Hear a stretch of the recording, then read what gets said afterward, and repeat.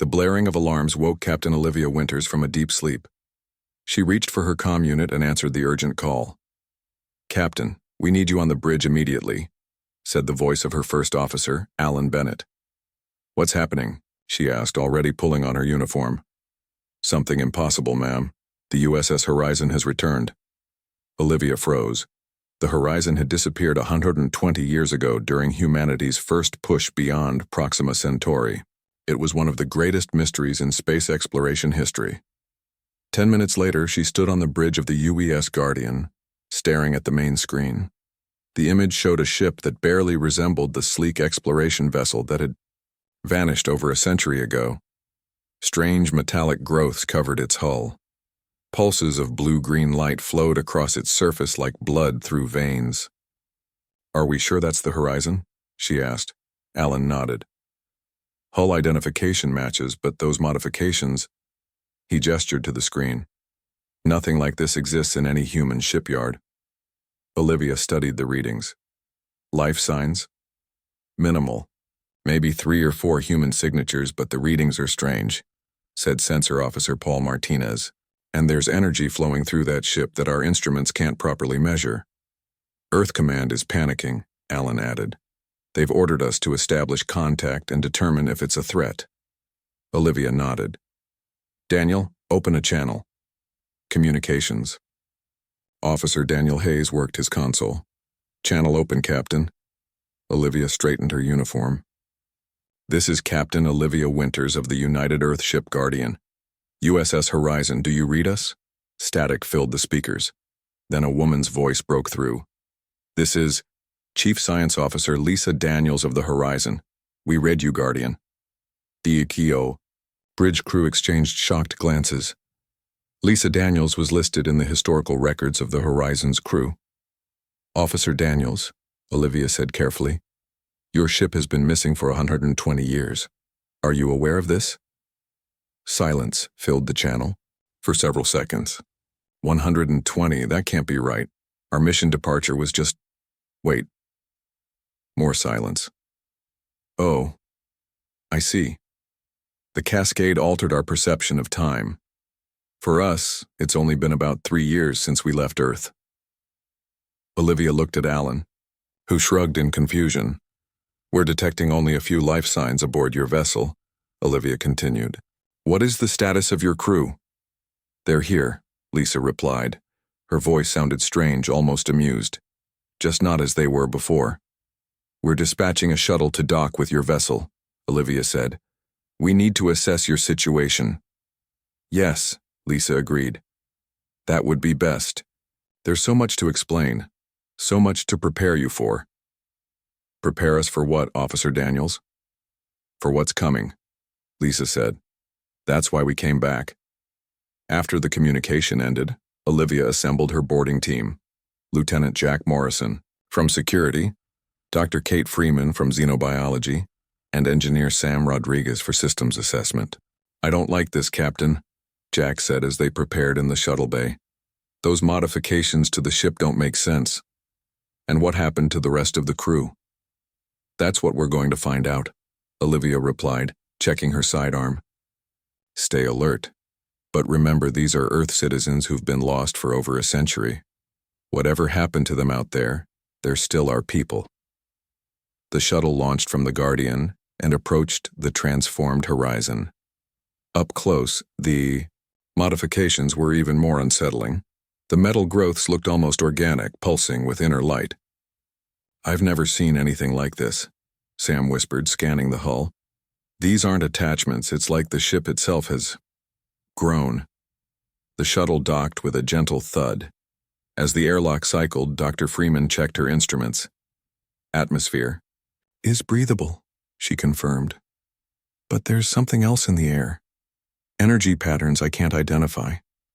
The inner door slid open, revealing a corridor that barely resembled a human ship. The walls flowed with light and strange geometric patterns shifted across the floor. "Welcome back to humanity," said a woman standing at the end of the corridor. "We have much to discuss." The woman at the end of the corridor looked human, but something about her seemed off. Her skin had a faint blue glow and her eyes reflected light in an unnatural way. She wore what remained of a science officer's uniform. "Lisa Daniels?"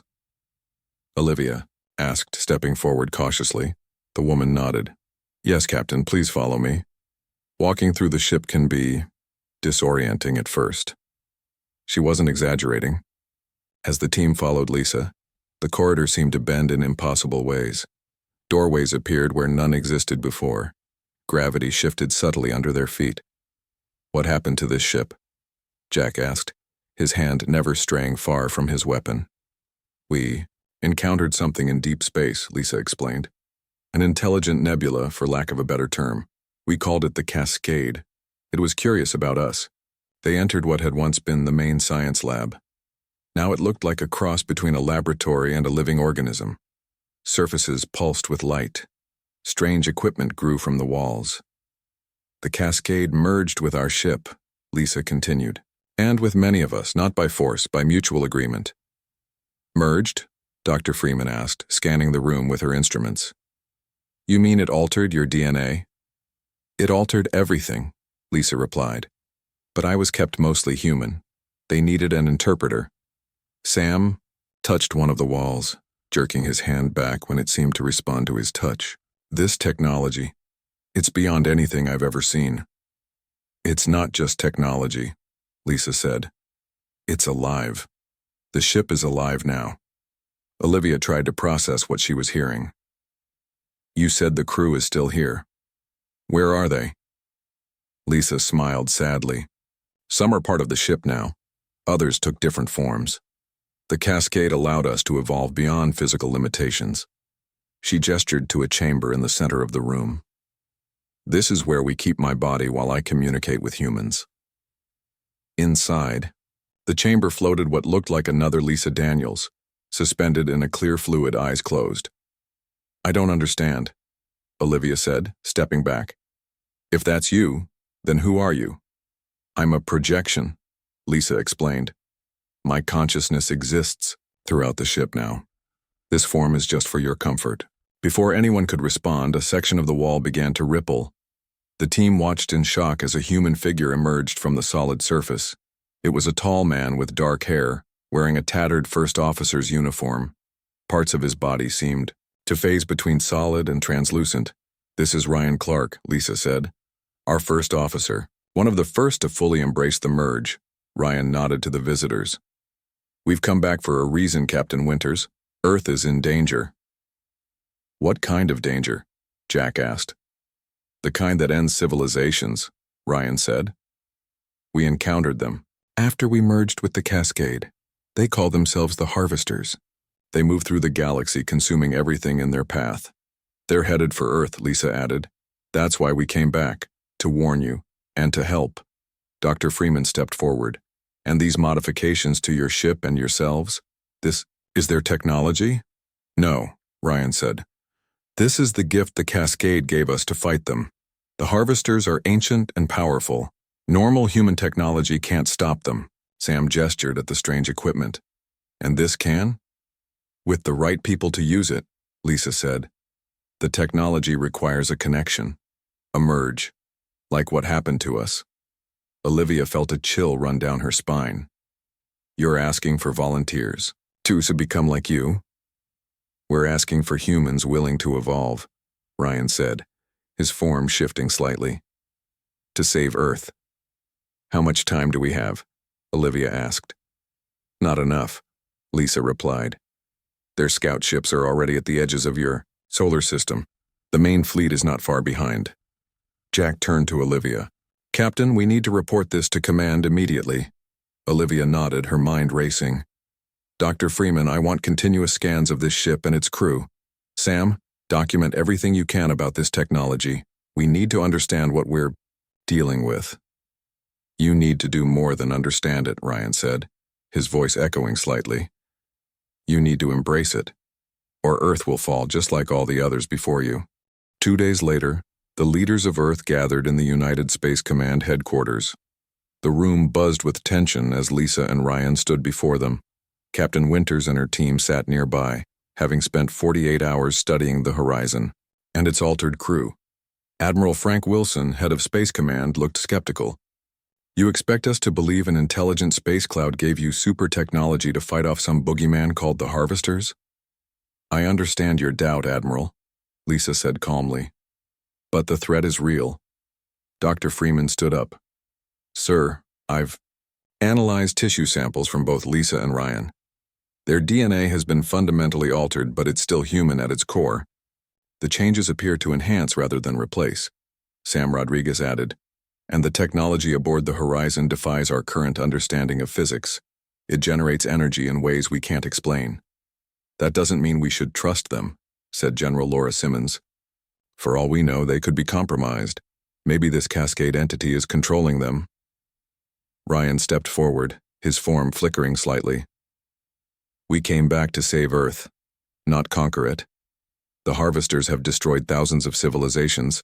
They strip planets of all resources, including life. If they're so dangerous, why haven't we detected them before? Asked Admiral Wilson. Because they move carefully, Lisa explained. They send scout ships first, disguised as natural phenomena. By the time a civilization realizes what's happening, it's too late. Captain Winters spoke up. My team has verified parts of their story. Long-range scans have detected unusual activity near Neptune that matches what Lisa described as Harvester scout behavior. The room grew quiet. What exactly are you proposing? Asked President Ellen Grant. A partnership, Lisa said. We need volunteers willing to interface with the Cascade technology.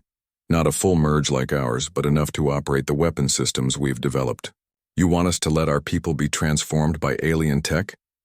General Simmons looked horrified. The process can be controlled, Ryan explained, limited to specific abilities without changing who they are. Before anyone could respond, an aide rushed in and whispered to Admiral Wilson. His face paled. Neptune Research Station just went dark, he announced. All communication cut off 5 minutes ago. The room erupted in chaos. President Grant raised her hand for silence. How long would it take to prepare these weapons of yours, she asked Lisa. For basic defenses, a few days. For full implementation, weeks. And the volunteers? What happens to them? Ryan's form solidified slightly. They gain abilities beyond human limits, enhanced strength, speed, cognition, the ability to interface directly with Cascade tech. And the cost? Admiral Wilson asked. Changes to their physical form, Lisa admitted. Not as extreme as ours, but noticeable. And the process cannot be reversed. Captain Winters watched the debate rage for another hour. Half the leadership wanted to quarantine the Horizon and find conventional solutions. The other half saw the alien technology as their only hope. Finally, President Grant made her decision. We'll establish a joint task force. Captain Winters will lead. Begin with a small group of volunteers and the least invasive modifications. But we'll also prepare conventional defenses. As the meeting ended, Admiral Wilson approached Captain Winters privately. I don't trust them, Olivia. I want you to find a way to weaponize this technology without changing our people. That may not be possible, sir, she replied. Make it possible, he ordered. Human ingenuity solved problems before aliens came along. We don't need to become monsters to save ourselves. Later, back on the Horizon, Lisa found Olivia staring at the suspended body in the chamber. Does it hurt? Olivia asked. The transformation? Yes, Lisa answered honestly. But not as much as watching your world die would hurt. How many volunteers will we need? To start? Just one. Someone Earth's people trust, someone they'll follow. Olivia took a deep breath. Then I'll do it. Lisa's projection smiled sadly. I thought you might. The question is, will Admiral Wilson let you? Word spread quickly about the Horizon's return and the alien technology it carried. People across Earth reacted with fear, hope, or anger. News channels showed crowds gathering outside Space Command headquarters with signs reading, "Keep Earth human and save us with any means." Inside a secure lab aboard the Guardian, Olivia watched as Dr. Freeman examined the first piece of Cascade, technology cleared for study, a small metal sphere that pulsed with inner light. Any progress? Olivia asked. Kate shook her head. It responds to touch, but only from Lisa or Ryan. To us, it's just a pretty paperweight. The technology requires a connection, Sam explained, looking up from his instruments. Lisa says it's like trying to use a computer without hands. We need an interface. Jack Morrison entered the lab, his face grim. Captain, you need to see this. He activated a screen showing footage from Jupiter's orbital stations. Strange objects moved through space, seemingly absorbing smaller satellites they touched. More scout ships? Olivia asked. Yes, Jack confirmed. They're spreading through the outer system faster than we predicted, and we just got confirmation. The Neptune station wasn't destroyed. It was harvested. Every bit of technology and all 47 people just gone. Olivia felt sick. Have you told Admiral Wilson? Yes. He's ordered all military ships to fall back to Mars' defensive line. Sam looked up sharply. That leaves the outer colonies completely exposed. This is happening too fast, Olivia said. We need more time. The door opened and Lisa's projection appeared. Time is something the harvesters never give. Captain, I need to show you something. They followed her to a secure room where Ryan waited with 3 volunteers, all military personnel who had agreed to try the first limited merge with Cascade technology. Are they ready? Olivia asked. As ready as they can be, Ryan answered. The process takes 6 hours. When it's complete, they'll retain their human form but gain the ability to interface with our weapons. Olivia approached the volunteers, Major Ben Ellis, Lieutenant Zoe Miller, and Sergeant Chris Holt. You understand the risks? This can't be undone. They nodded. Major Ellis spoke for the group. Neptune was just the beginning, Captain. We've all got family on Earth. Then begin, Olivia said to Lisa. Lisa led the volunteers to 3 chambers similar to the one holding her physical body. As they entered, a blue-green liquid filled each chamber. The volunteers' expressions changed from determination to pain as the liquid covered them. It hurts them, Olivia said, watching the monitors showing elevated heart rates. The pain is temporary, Ryan assured her. The benefits are worth it. 6 hours later, Olivia stood with Admiral Wilson as the chambers drained. The volunteers emerged looking mostly human, but their eyes now had the same reflective quality as Lisa's, and faint lines of blue light ran under their skin. How do you feel? Admiral Wilson asked cautiously. Major Ellis flexed his hand, watching as blue energy flickered between his fingers. Different. Stronger. I can feel the ship around us like it's part of me. Take them to the testing range, Wilson ordered. I want to see what they can do before we commit more people. Later that day, Olivia watched in amazement as the 3 volunteers demonstrated their new abilities. They could manipulate Cascade technology with ease, control energy flows, and even sense harvester ships from greater distances than any Earth sensors. This could work, she told Wilson. With enough volunteers, we might have a fighting chance. Wilson looked troubled. At what cost, Captain?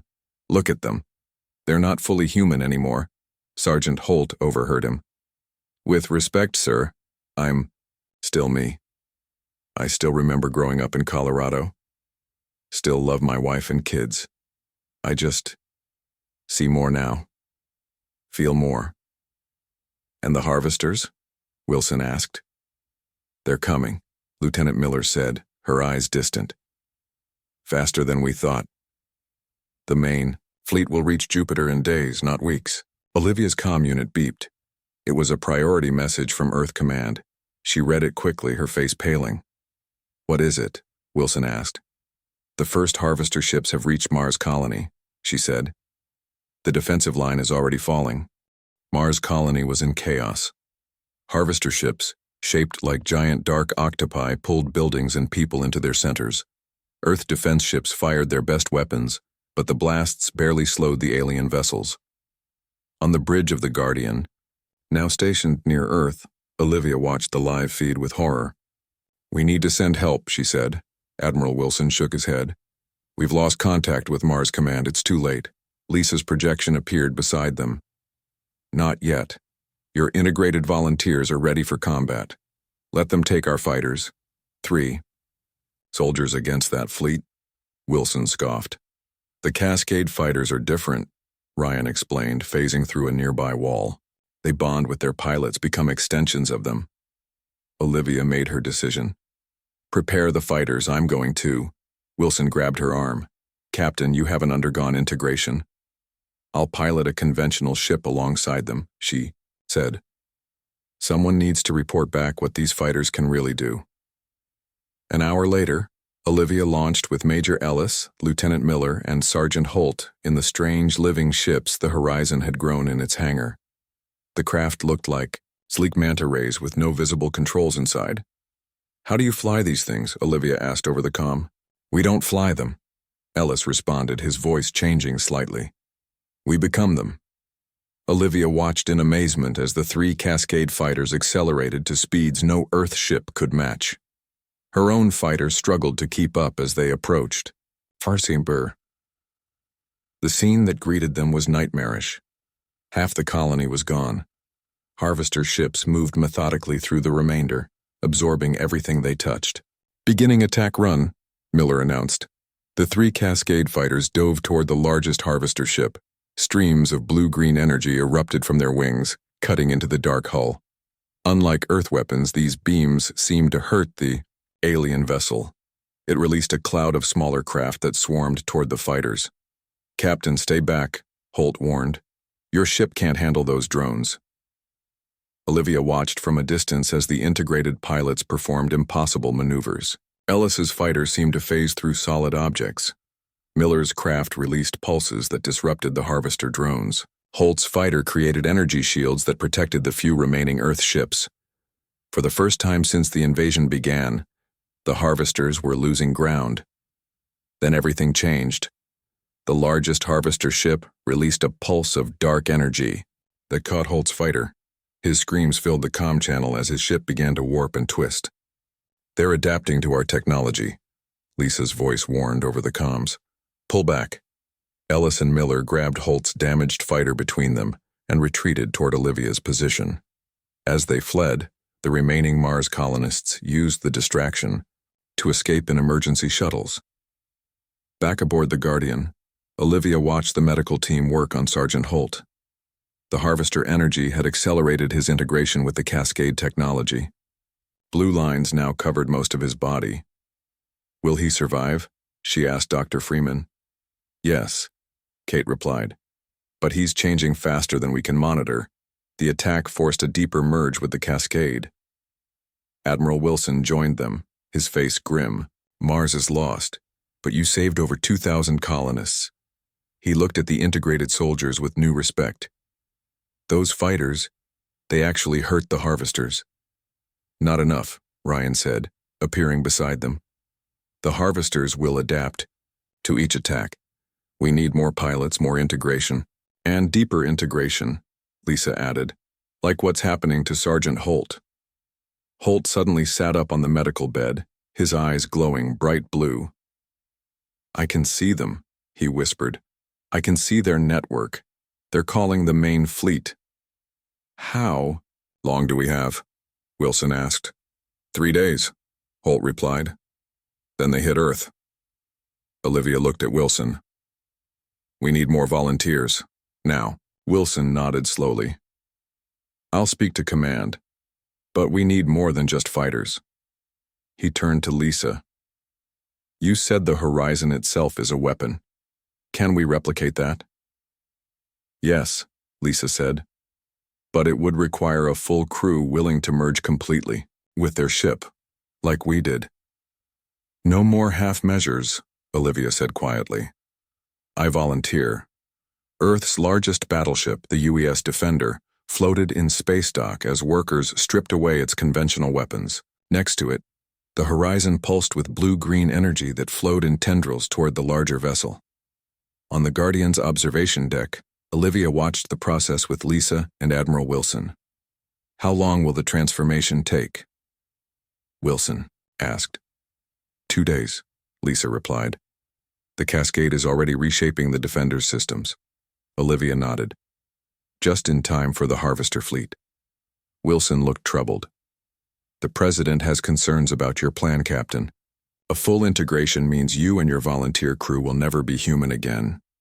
We'll still be human inside, Olivia said firmly, just with a different shape. Lisa's projection flickered slightly. The Admiral is right to be concerned. A full merge is nothing like what Ellis, Miller, and Holt experienced. You'll become part of the ship itself. Your consciousness will spread throughout its systems. Will I still be me? Olivia asked. Yes, Ryan said, appearing beside them. But more than you are now. You'll see and feel things humans weren't designed to experience. Wilson's comm unit beeped. More volunteers have arrived, he announced. 50 of our best officers. Down in the Guardian's main hangar, Olivia addressed the volunteers. They stood in neat rows, faces determined but scared. I won't lie to you, she began. What we're about to do has never been done on this scale. We'll be the first humans to fully merge with Cascade technology by choice. The Horizon crew had years to adapt gradually. We have 2 days. A young officer raised her hand. Will it hurt, Captain? Yes, Olivia answered honestly. But Earth is worth the pain. Another officer spoke up. Will we still be able to see our families? After? Olivia looked to Lisa, who nodded. You'll be able to create projections like Lisa does.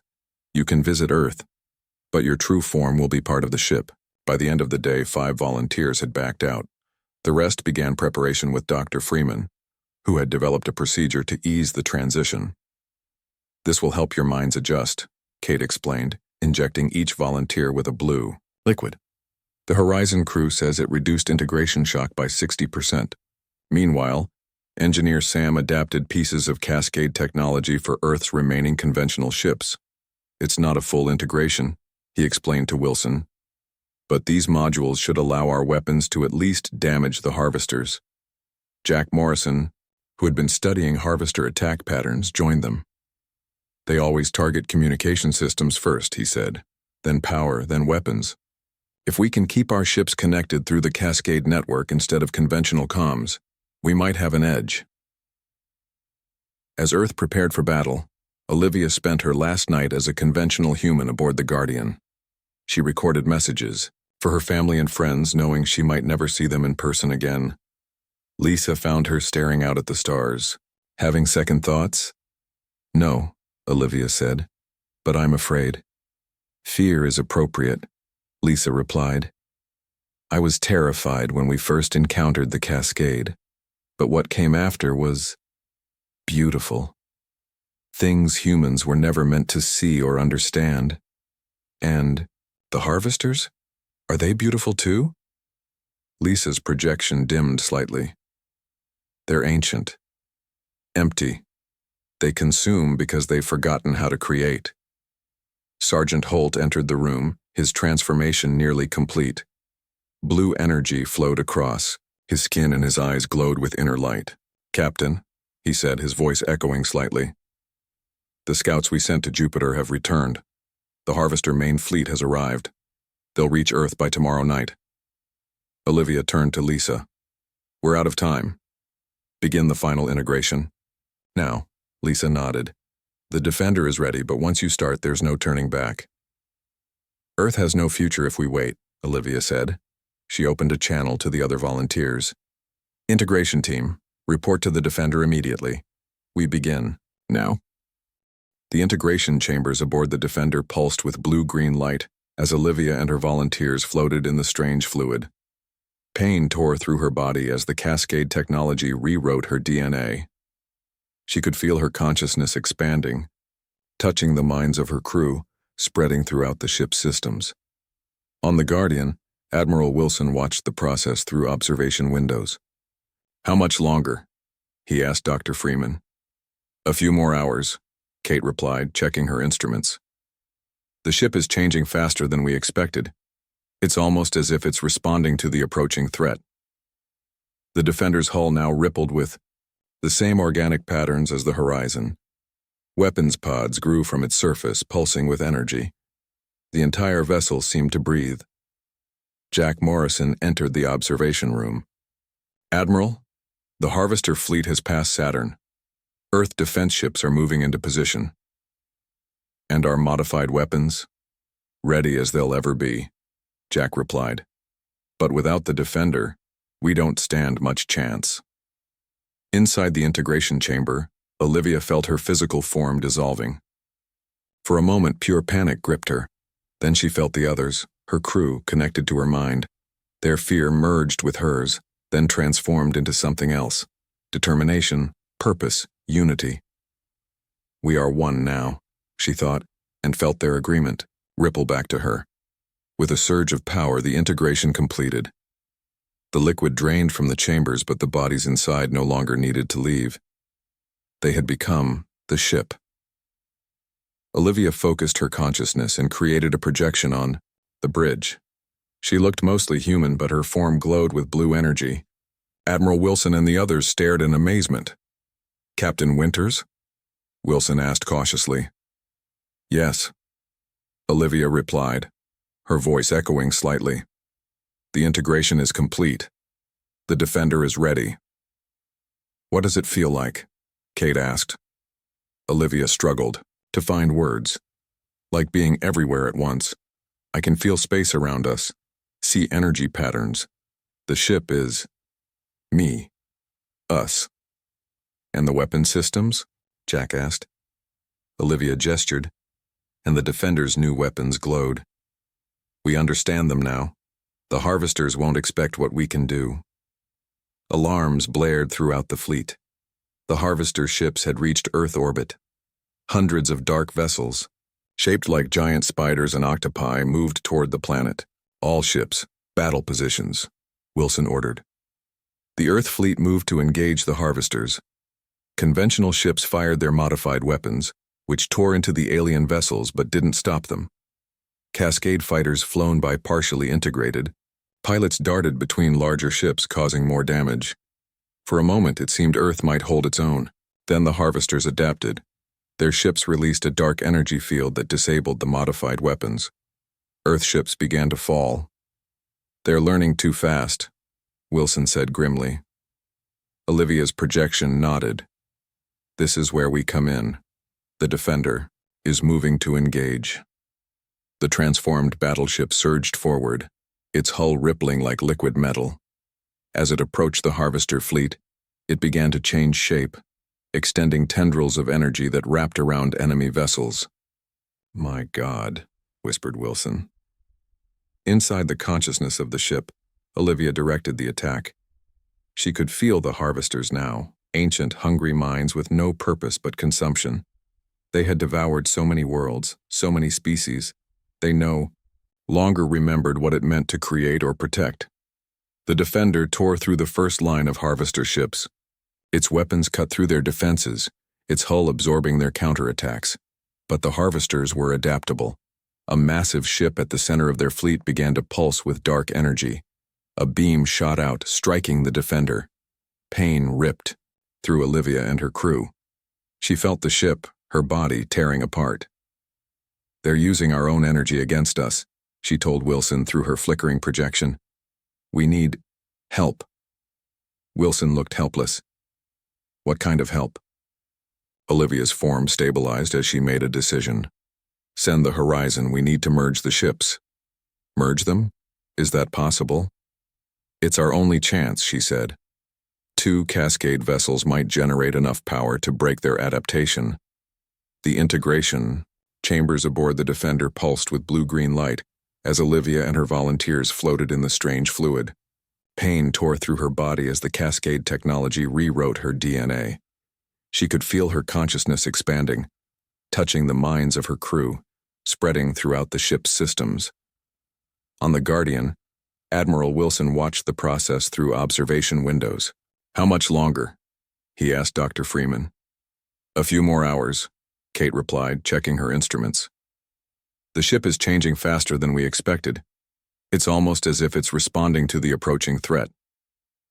The Defender's hull now rippled with the same organic patterns as the Horizon. Weapons pods grew from its surface, pulsing with energy. The entire vessel seemed to breathe. Jack Morrison entered the observation room. Admiral, the Harvester fleet has passed Saturn. Earth defense ships are moving into position. And our modified weapons? Ready as they'll ever be, Jack replied. But without the defender, we don't stand much chance. Inside the integration chamber, Olivia felt her physical form dissolving. For a moment, pure panic gripped her. Then she felt the others, her crew, connected to her mind. Their fear merged with hers, then transformed into something else. Determination, purpose, unity. We are one now, she thought, and felt their agreement ripple back to her. With a surge of power, the integration completed. The liquid drained from the chambers, but the bodies inside no longer needed to leave. They had become the ship. Olivia focused her consciousness and created a projection on the bridge. She looked mostly human, but her form glowed with blue energy. Admiral Wilson and the others stared in amazement. Captain Winters?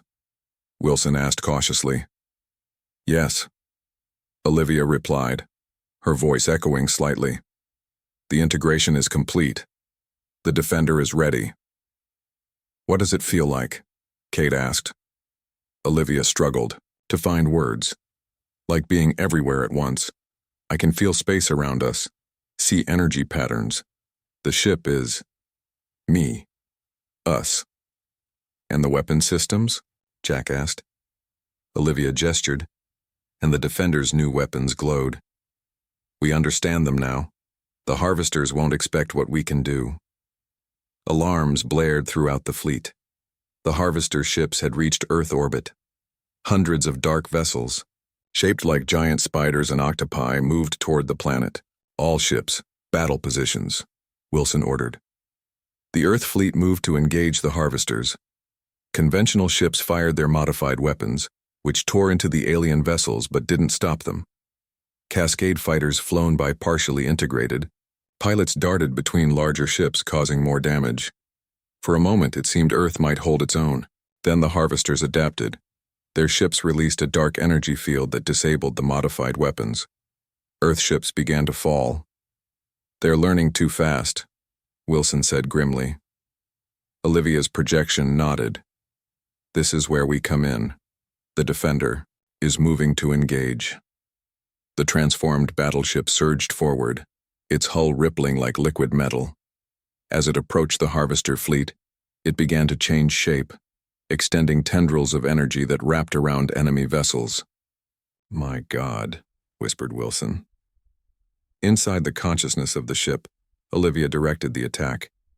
She could feel the harvesters now, ancient, hungry minds with no purpose but consumption. They had devoured so many worlds, so many species. They no longer remembered what it meant to create or protect. The defender tore through the first line of harvester ships. Its weapons cut through their defenses, its hull absorbing their counterattacks. But the harvesters were adaptable. A massive ship at the center of their fleet began to pulse with dark energy. A beam shot out, striking the defender. Pain ripped through Olivia and her crew. She felt the ship, her body, tearing apart. They're using our own energy against us, she told Wilson through her flickering projection. We need help. Wilson looked helpless. What kind of help? Olivia's form stabilized as she made a decision. Send the Horizon. We need to merge the ships. Merge them? Is that possible? It's our only chance, she said. 2 Cascade vessels might generate enough power to break their adaptation. The Horizon moved through the battle toward the wounded defender.